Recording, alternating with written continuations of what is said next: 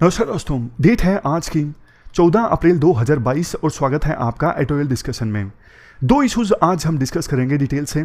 सबसे पहला article, focus on the foetus for the future. Foetus मतलब माँ की कोख में जो बच्चा होता है, भ्रूण जिसे कहा जाता है, उस पर फोकस करना जरूरी है अगर हम अच्छा फ्यूचर इंश्योर करना चाहते हैं। कैसे?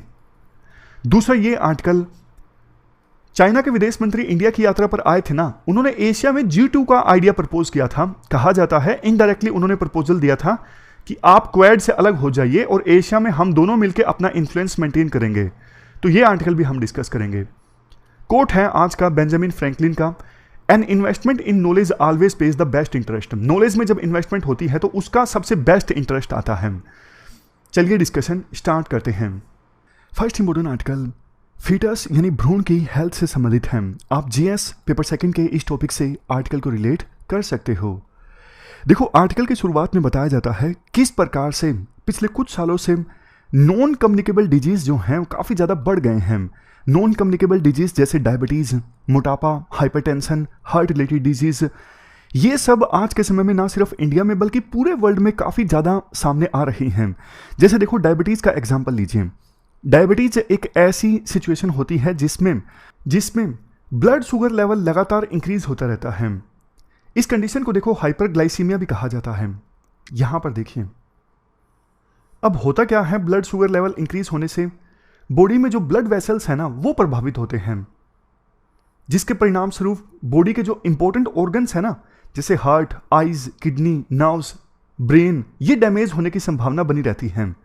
2021 में इंटरनेशनल डायबिटीज़ फेडरेशन के डेटा के अनुसार 537 मिलियन लोग डायबिटीज़ से पीड़ित थे और 2045 आते आते ये आंकड़ा हो जाएगा बढ़ के 783 मिलियन। और बहुत सारे तो देखो आपको पता है ऐसे भी होंगे जिनमें डायबिटीज़ डिटेक्ट ही नहीं हो पाता। अब गरीब लोग हैं, वो जाते नहीं हैं हॉस्पिटल्स में, तो हर एक रिपोर्टेड डायबिटीज़ केस के पीछे एक अनरिपोर्टेड केस भी होता है। वैसे तो देखो, बढ़ते डायबिटीज़ के केसेस के लिए बहुत सारे फैक्टर्स रिस्पॉन्सिबल हैं, जैसे कि पॉपुलेशन का जो एवरेज एज है वो इंक्रीज हो रही है, urbanisation, genetic factors, nutrition, lifestyle change हो रहा है। ये सब फैक्टर्स रिस्पॉन्सिबल हैं डायबिटीज़ के बढ़ते केसेस के लिए। लेकिन एक फैक्टर जो इग्नोर हो जाता है वो है प्रेगनेंसी रिलेटेड डायबिटीज़। कई बार ऐसा देखने को मिलता है कि जो मदर हैं जिन्होंने कंसीव किया हुआ है उनको पहले कोई डायबिटीज़ की शिकायत नहीं थी, लेकिन प्रेगनेंसी के दौरान जो शुगर लेवल है ब्लड में वो इंक्रीज हो गया। और बहुत बार ऐसा भी होता है, डायबिटीज़ तो मदर को पहले से था लेकिन प्रेगनेंसी के दौरान और ज़्यादा बढ़ गया, मतलब प्री एग्जिस्टिंग डायबिटीज़। तो ये जो प्री एग्जिस्टिंग डायबिटीज़ जब होता है ना मदर को, इसे आप कह सकते हो प्री जेस्टेशनल डायबिटीज़। और प्रेगनेंसी के दौरान ही अगर डायबिटीज़ डिटेक्ट हो, पहले से डायबिटीज़ नहीं था, तो इसे आप बोलोगे जेस्टेशनल डायबिटीज़। इन दोनों केसेस को अगर आप मिला दो तो एक टर्म निकल के आती है हाइपर ग्लाइसीमिया इन प्रेगनेंसी, यानी HIP। Hyperglycaemia in pregnancy में दोनों तरह के केसेस सामने हैं, शामिल होते हैं। एक तो जेस्टेशनल डायबिटीज़, मतलब सिर्फ प्रेगनेंसी के दौरान डायबिटीज़ डिटेक्ट हुआ, और प्री जेस्टेशनल डायबिटीज़ यानी डायबिटीज़ की जो कंडीशन थी वो एग्जिस्टिंग थी। दोनों को मिला के टर्म कौन सी मिलेगी? हाइपरग्लाइसीमिया इन प्रेगनेंसी, यानी HIP। ये HIP कितना गंभीर है इसका अंदाज़ा आप इसी से लगा सकते हो कि हमारे देश में हर 4 जो बच्चों के जन्म होते हैं ना, 4 में से एक बच्चे का जो जन्म है वो कॉम्प्लिकेट हो जाता है इस HIP की वजह से। इसके बाद आर्टिकल में कहा जाता है, देखो 1980s में ना एक ब्रिटिश फिजिशियन है प्रोफेसर डेविड बार्कर, इन्होंने ना एक थ्योरी दी थी, foetal origins of adult disease.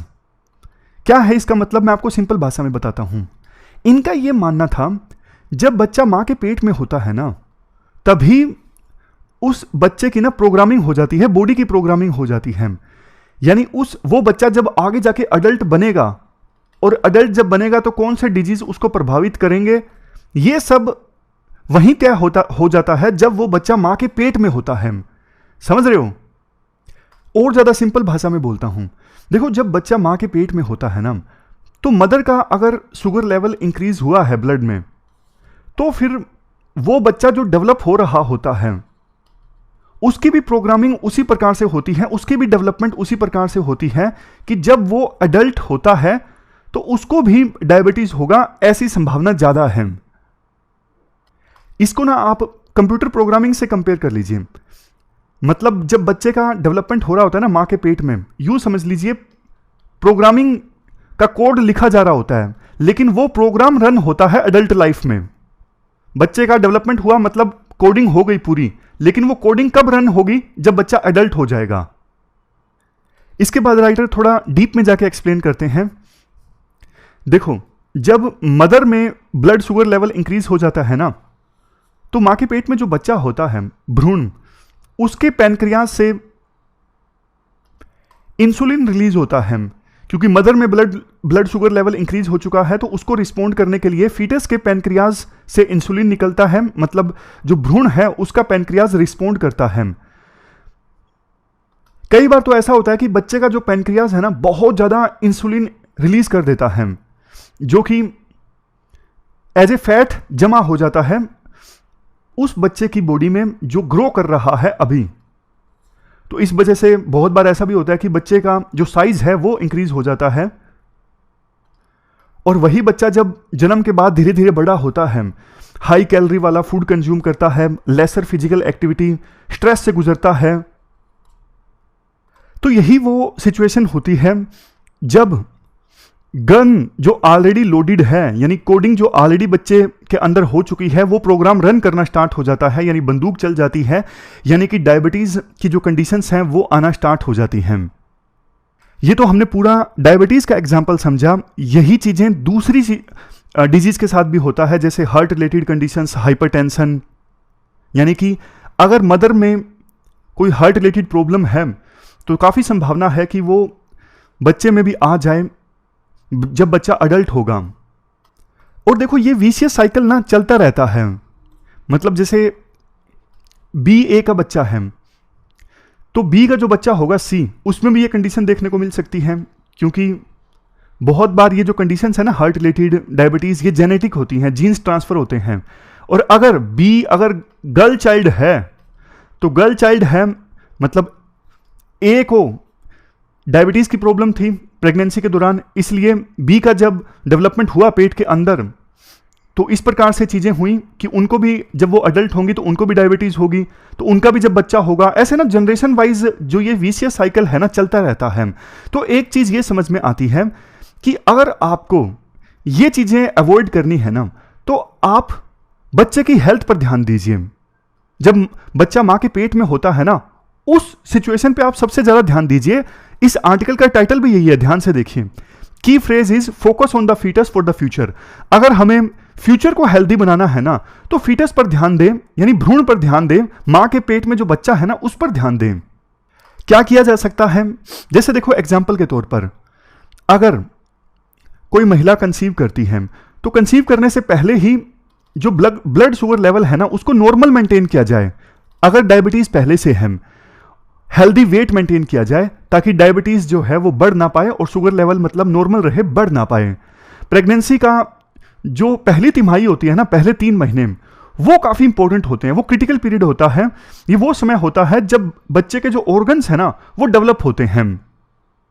अगर इन पहले 3 महीनों में मदर किसी प्रकार के ज्यादा स्ट्रेस या फिर एंजाइटी से गुजरती है ना, तो डैमेज जो है ना पूरी लाइफ बरकरार रहता है। तो पहले 3 महीने में किसी प्रकार का कोई स्ट्रेस एंजाइटी नहीं होनी चाहिए। ये सब चीजें कैसे इंश्योर की जा सकती हैं? जब देखो प्रेग्नेंट वुमन पहली विजिट के लिए जाती है ना मैटरनिटी क्लिनिक में, तभी ये सब चीजें डॉक्टर मदर को समझा सकती हैं।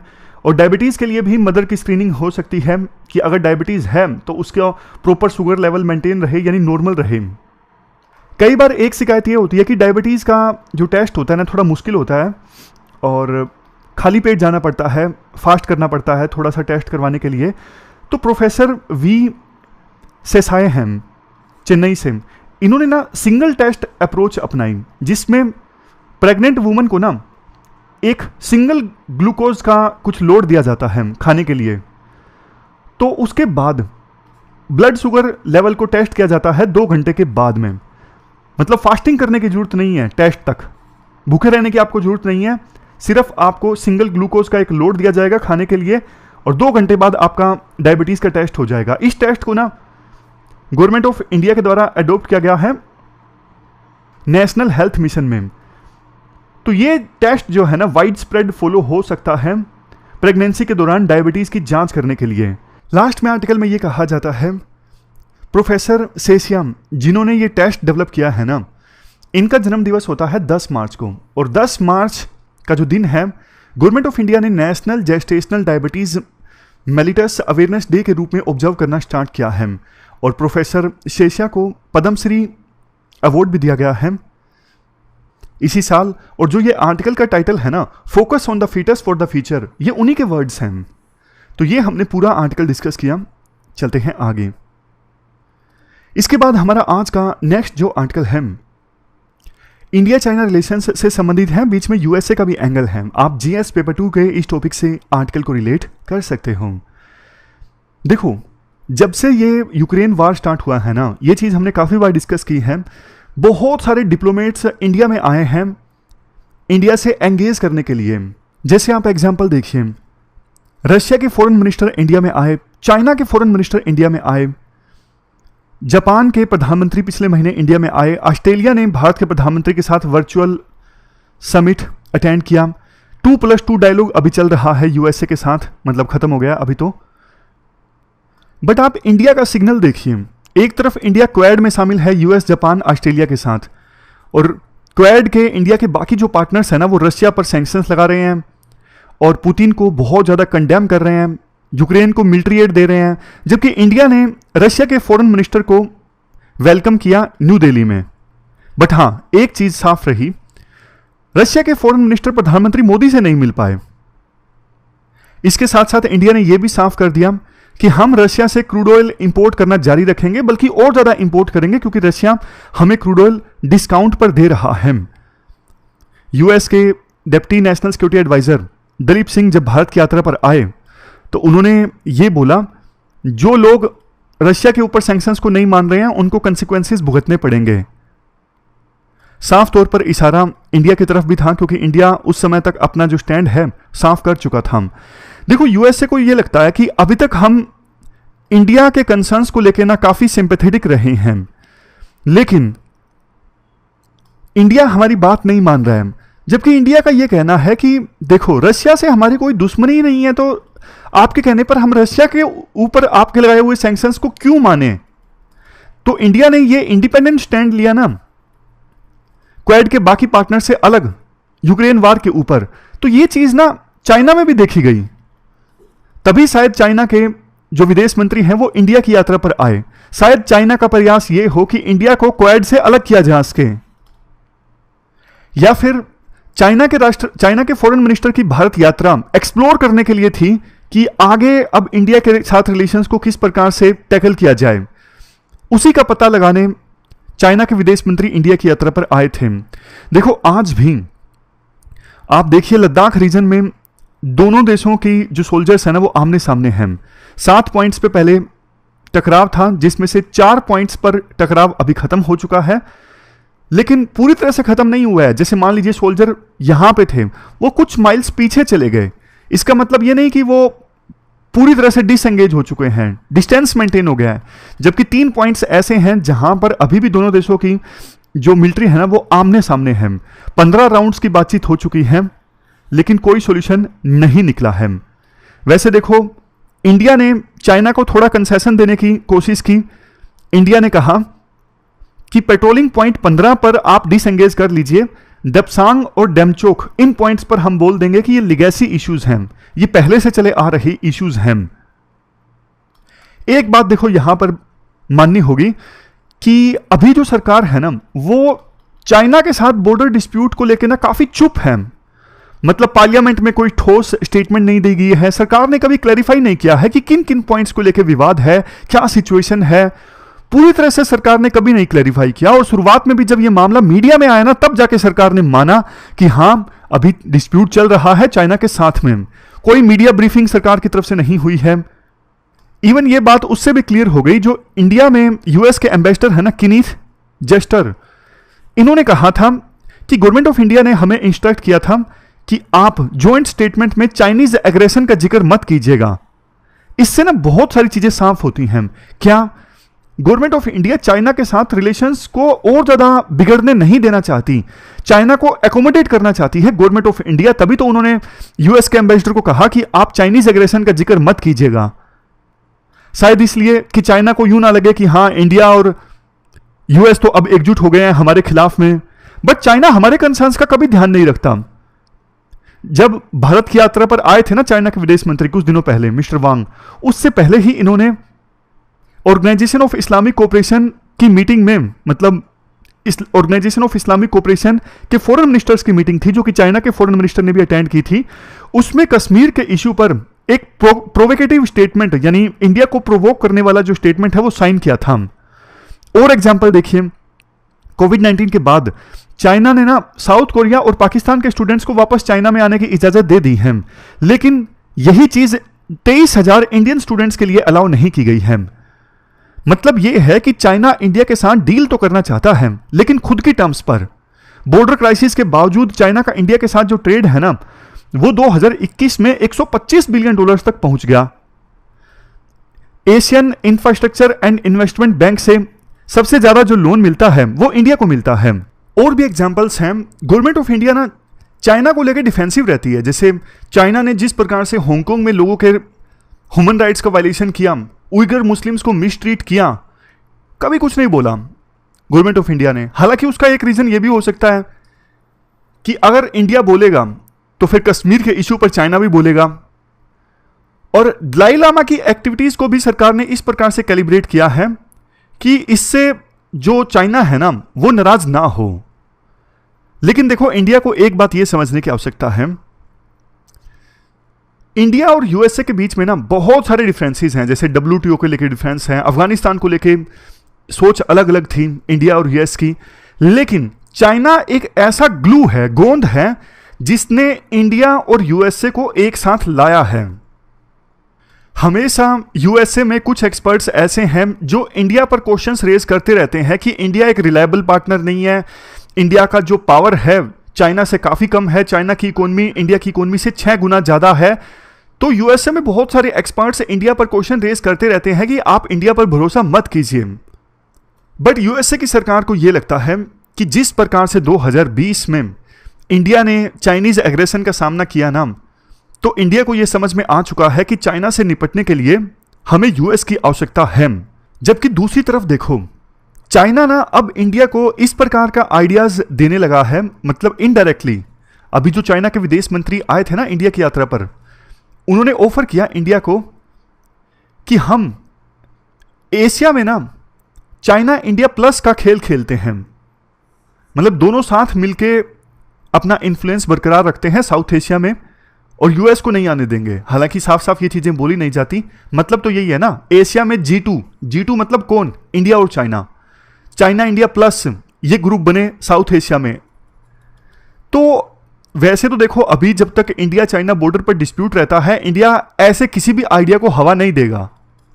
लेकिन एक बार अगर बॉर्डर पर डिस्प्यूट सोल्व हो गया ना, तो राइटर के अनुसार, ये राइटर का मानना है, ये जो ऑफर है ना चाइना का इंडिया को कि हम एशिया में मिलकर G2 इस्टेब्लिश करें और साउथ एशिया में भी चाइना इंडिया प्लस कोई ऑर्गेनाइजेशन इस्टेब्लिश करें जिसमें चाइना इंडिया तो हो ही, प्लस और भी कंट्रीज हों, तो ये ऑफर इंडिया के लिए अट्रैक्टिव रहेगा बॉर्डर डिस्प्यूट सोल्व होने के बाद। अभी तो देखो, ये पूरी जो चीजें हैं वो शुरुआती स्टेज में हैं, लेकिन हाँ एक बात साफ है, बहुत सारे ऐसे इश्यूज हैं जिनको लेके इंडिया और यूएस के बीच में डिफरेंसेस हैं। जैसे यूएस बहुत बार इंडिया में ह्यूमन राइट्स के इशू पर बोलता रहता है, ये चीजें भारत को अच्छी नहीं लगती। तो आने वाले समय में क्या होगा वो देखने वाली बात है, लेकिन बॉर्डर डिस्प्यूट सोल्व होगा तभी कुछ पॉसिबल है, अदरवाइज कुछ भी पॉसिबल नहीं है। और ये सब राइटर के व्यूज हैं। अब दूसरे राइटर ये बोल सकते हैं कि इंडिया और यूएस की जो दोस्ती है वो बहुत गहरी है, जिस इंडिया कभी भी चाइना पे भरोसा करेगा ही नहीं। मुझे भी पर्सनली ये लगता है कि इंडिया चाइना पर कभी भी भरोसा नहीं करेगा।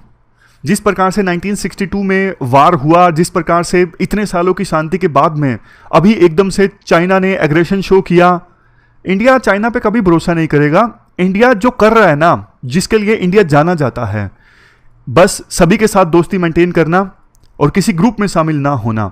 इंडिया इसी चीज पर आगे बढ़ता रहेगा। ये हमने पूरा आर्टिकल डिस्कस किया और आज 2 ही इश्यूज इंपॉर्टेंट थे, दोनों हमने डिस्कस किए।